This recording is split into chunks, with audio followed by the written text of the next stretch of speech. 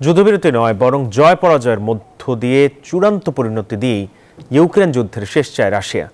মস্কোতে হাঙ্গেরির প্রধানমন্ত্রী ভিক্টর ওরবানের সাথে সাক্ষাতে এমনটাই জানিয়েছেন রুশ প্রেসিডেন্ট ভ্লাদিমির পুতিন।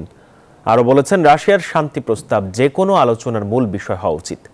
এদিকে ইউরোপীয় ইউনিয়ন জানিয়েছে, হাঙ্গেরির প্রধানমন্ত্রীর রাশিয়া সফরে তাদের পক্ষ থেকে কোনো অনুমোদন ছিল না। ইউরোপীয় ইউনিয়নের সদস্যদের মধ্যে হাঙ্গেরিকেই রাশিয়ার সবচেয়ে ঘনিষ্ঠ মিত্র হিসেবে বিবেচনা করা হয়। সেই হাঙ্গেরির প্রধানমন্ত্রী ভিক্টর অরবান ইউক্রেন যুদ্ধের সমাধান নিয়ে রুশ প্রেসিডেন্ট ভ্লাদিমির পুতিনের সাথে আলোচনার উদ্দেশ্যে শুক্রবার মস্কো সফর করেন। সফর ঘিরে আশা সঞ্চার হলেও ফের চেষ্টা চালানো হবে বার্তায় শেষ হয় অরবানের মস্কো সফর। তবে অরবানের এই প্রচেষ্টাকে স্বাগত জানিয়েছেন পুতিন। সাফ জানান, কোন রকম যুদ্ধবিরতির পথে হাঁটবেন না তিনি।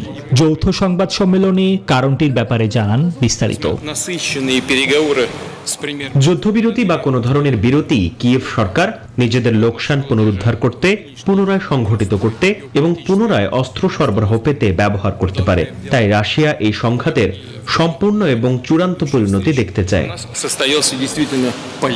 সম্মেলনে হাঙ্গেরির প্রধানমন্ত্রী বলেন, কিয়েভ এবং মস্কোর মধ্যে এখনো অনেক মতপার্থক্য রয়েছে। রাশিয়া ইউক্রেন যুদ্ধ বন্ধ করতে প্রয়োজন অনেক পদক্ষেপ। সংলাপ পুনরুদ্ধারের জন্য প্রথম পদক্ষেপ দিয়েছি আমরা। এদিকে হাঙ্গেরির প্রধানমন্ত্রীর রাশিয়া সফরকে ইইউ সমর্থন করেনি বলে জানিয়েছে সংস্থাটি। শুধুমাত্র ঐক্য ও সংকল্পই ইউক্রেনে একটি স্থায়ী শান্তির পথ প্রশস্ত করবে। প্রধানমন্ত্রী ওরবানের এ সফরে ব্যাপারটি ভুলভাবে উঠে এসেছে।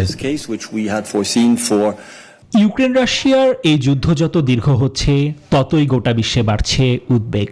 যুদ্ধ বন্ধে আরবানের পদক্ষেপ, অস্বস্তির বাতাসে শান্তির হাওয়া। নিবির আমিন, নিউজ 24।